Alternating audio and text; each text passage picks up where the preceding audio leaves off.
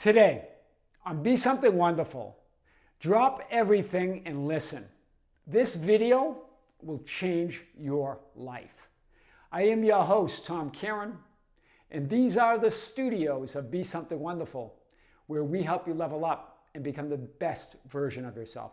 Creators, good morning and welcome back to the studios of Be Something Wonderful. We have a massive video for you today. It comes from a conversation with one of you that was really struggling with this idea of believing in their desired reality. How do I believe, Tom, that I'm already that person I desire to be? And the whole question came up on a previous video, the difference between what's an objective reality and what's subjective. And I presented the idea that the only objective reality, the only reality that exists independent of your perception and belief in it is I am, the ultimate reality, God, existence, the one divine mind, all that you are. The idea that I exist or I am is ultimate reality. It doesn't require your belief. It exists independent of your assumptions, beliefs, and definitions of who you are. Everything else is a subjective experience of that one objective divine mind, that one reality, that one God. But here's the good news. You, as I am awareness, because you can say the words I am, are the center. You are the center of that one divine mind. You are the truth of reality.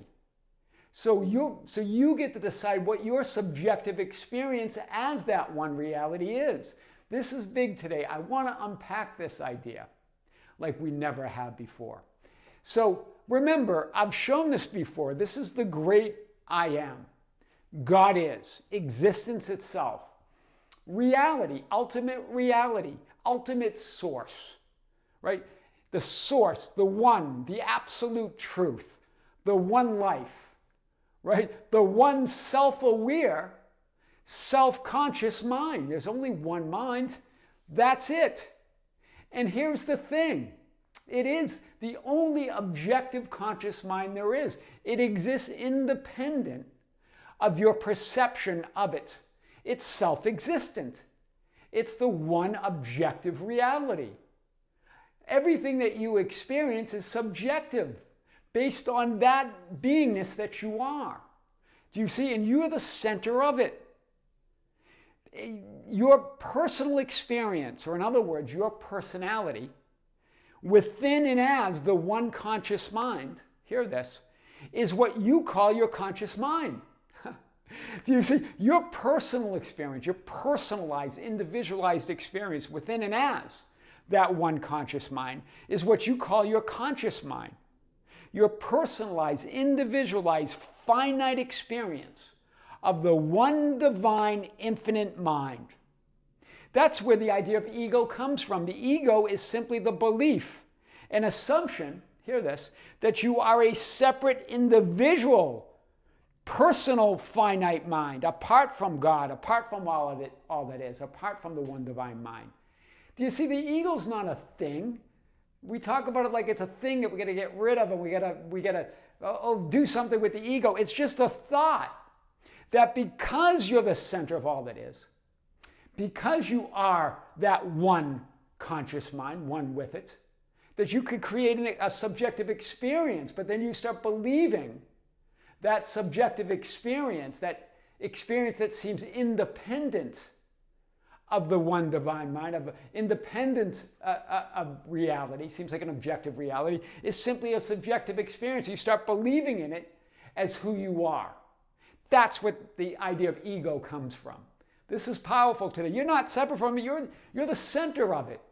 But you create a subjective experience of being that. That's the whole thing about experiencing reality as reality. Now you create this personalized experience, this individualized experience, but you're not the individual. You're more than that. You're all of it. And then we create this sort of truth of who we are. You might want to call the subconscious. that it seems to be automatic, seems to run automatically and create patterns in our life. But remember, it's subject to your conscious mind, your conscious directive of who you are. It just appears that way because you never question it. Right? We don't question it. We believe it. It's the truth of who we are. So it goes beyond question. We allow it to run automatically. This is powerful today. Take some snapshots today because we're going to have a big one for you. And so your conscious mind is the one mind, the one I am, the one objective existence, the great I am or reality. Wow. Your conscious mind is that one objective reality that creates or projects or reflects an experience, a subjective experience, to know itself as that one reality. That's what I am awareness is. It's being aware of yourself as that awareness of being, as that one all that isness. Right? That's the experience of being the Son of God. That's the metaphysical experience. You're aware of yourself. In other words, your I am awareness in expression. Expressing yourself subjectively as an individual personality, creating a unique subjective experience, or what we call your own reality. That's why that's why every spiritual teacher says you create your own reality, but now we know what it means. Because that own reality that you create is subject to your conscious assumptions, your conscious beliefs, and your conscious definitions of self. But from being the one objective reality. Do you see it? So you don't have to believe in it. It's the truth because you say so. You get to decide how to experience the ultimate truth of who you are. And that becomes the truth of your reality. It doesn't require you to try to believe it, just assume it. Wow. We're going to get to this today. That's where the power of Neville Goddard's law of assumption comes in. Your truth is the truth. Hear this. This is big today. Your truth, your assumptions, your definitions, your beliefs, is the truth in expression. Wow. The objective truth of who you are in subjective expression. What we call the subconscious or the subjective reality. Right? And remember, subconscious doesn't mean out of sight. It just means it has this idea that it's subject to your conscious directive as all that is. So your own physical reality, creating your own reality, that subjective experience, equals those physical reflections and appearances of your body and the people, events, and things, and the physical but unseen reflections and appearances of your thoughts and feelings, or what we call emotions. That's your subjective experience. Do you see that? You create your own reality. You create your own subjective experience of the truth of ultimate reality of who you are. I am that I am, right? And it's combined of these physical reflections and appearances that are always changing of your own body, of the people, events, and things around you, and the physical but unseen reflections and appearances of thoughts and feelings that we call emotions. Right? There's only one emotion, it's source energy, the one emotion of source. But you create these experiences. They're all subject to, hear this, again and again, we're going to cast our net over and over again for you. They're subject to your assumptions and definitions of self. Wow. I am. Subject to I am. That's why in Scripture the ancients pointed to this. Jesus Christ representing your I am awareness of being. And he's in front of Pontius Pilate and said, you could have no power, no authority whatsoever at all unless I say so, unless it comes from above. Right? This is the power. It's you. You're all it, right? So your subconscious, the idea of the experience of subconscious, is what you are aware of, hear this, and assume to be true of yourself or I am.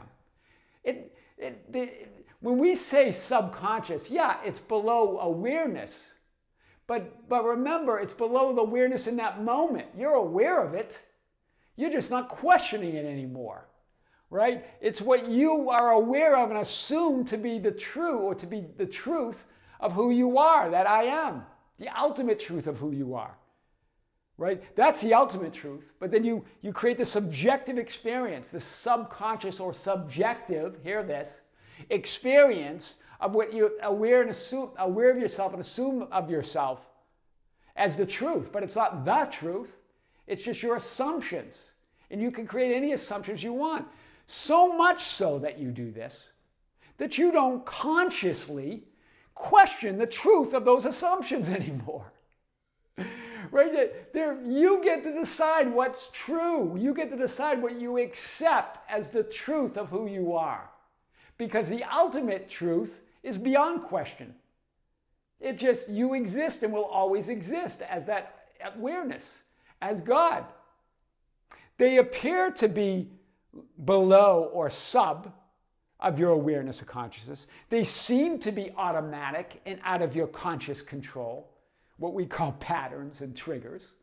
But they're not. They're right there in the wide open, right? So I get it. Teachers talk about this idea of reprogramming and rewiring things, right? All of that. But all of those are concessions. Hear this, to the linear, horizontal, physical experience of separation. That's why results with manifesting techniques seem so random or mixed or all over the place. Right? Because we're creating this idea of separation where we've got to reprogram our subconscious or rewire our brain or do something, right, to change these things. When it's subject to you the whole time, you get to decide. Remember, it's not about so much reprogram or rewiring. I get it, those are ideas or concessions. It's more about remembering. It's a remembrance of who you really are. You are source, not the seeker. You're the creator, not the created. Even the idea of the created comes from within you. You're more than that. You're the creator. Creator. You're changing forms in every moment. Your experience, your subjective experience is changing forms in every moment, but who you really are never changes. You are the creator. The creations are changing forms in every moment. That's the bigger understanding. Right? This is the bigger understanding now. We can make concessions. Yes, you're the creator and the created and all of that, the manifestor and the manifested. Yes, that's all true. But what you really are is the creator, period. Creating subjective experiences of that one truth of who you are. But you get to assume it all. So, again, just pointing you back to this, the one divine conscious mind. There's only one conscious mind, and you're the center of it. There are not infinite finite minds. There are infinite finite experiences, subjective experiences of that one mind. But there's only one mind. There's only one consciousness. There's only one awareness. There's the Father. There's Source. There's the great I Am. And then there's you as the center of it. You, I am. The Christ is the full idea, full expression of Source or of that one truth. That's what I and the Father are one, or the Father and I are one. That's what the ancients meant by that. I and the Father are one. I, the Christ, the full expression of Source, are one with the Father. But remember, you're the center of it. It's the same mind. And then you have your concept or assumptions of your ultimate self, what we call our subjective I am identity, right? Subconscious identity, where we don't question it anymore. And our whole life and experiences get created around that identity. But what Neville Goddard and the other spiritual greats are saying is that identity is not out of sight. It's not beyond reach. It's changing in every moment. You get to assume and decide what that is. It's subject to you as the center of God, as the center of the divine mind. Your conscious mind is the one mind of God, right? Being aware of itself, hear this, through infinite finite subjective experiences. that you call your finite physical mind. That's all that's going on here. And you project and you reflect it as a physical experience. You see it, that linear experience of past, present, and future gets created from that identity you assume you are. But more so, that identity that you assume you are is subject to your conscious direction in every moment. Your one conscious mind. Wow. We think of the conscious mind as the physical mind. No, the physical mind's an idea. It's a subjective experience of the conscious mind. Do you see? There is no physical mind. There's a physical experience that you create, a subjective experience of that one divine mind. Okay, right? Do you see it? So it's all taking place within you. You get to decide it all. You see? You create it all. Everything is subject. The physical experience, the I am identity that you're assuming you are is all subject to you as one with the Father, as that source, as the only truth. Wow, that's powerful today. So what are we getting at? The only truth is I am. I exist. One of you asked, I think, on the channel, like, well, I need proof. How do I know without proof? You got it backwards. Knowing. Proof exists because of the knowing itself. I am. There is no proof, but I am. It's the ultimate existence, the ultimate truth. You're like a lighthouse, looking for proof of your light with your own light. You'll never find it like that. All right? There is no proof outside of you. Everything else is an assumption, is an assumption or definition or subjective experience of that I am awareness. Everything else. In other words, hear this, what you accept as the truth of who you are in your reality without proof. Wow. So, the only truth is you as I exist. I exist as all that is, as that one divine mind. I exist and will always exist. Non-existence, by definition, doesn't exist. You could imagine anything. You could even imagine your physical death transition, your physical change of forms. But you cannot imagine not existing. It's not possible. You exist and will always exist as all possibilities, as God. You can't change God. You can't change all that is. You can't change infinity. It wouldn't be infinity. It wouldn't be God. It wouldn't be all that is. So in other words, everything else is an assumption or a definition or a subjective experience of that I am awareness, of that one reality. Or in other words, what you accept as the truth of who you are in your reality without proof. That's what an assumption is. It doesn't require proof. You just accept it because you are the proof.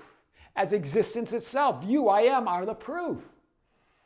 In the words of Neville Goddard, he sums it up beautifully here. You are already that which you want to be. I am. I exist.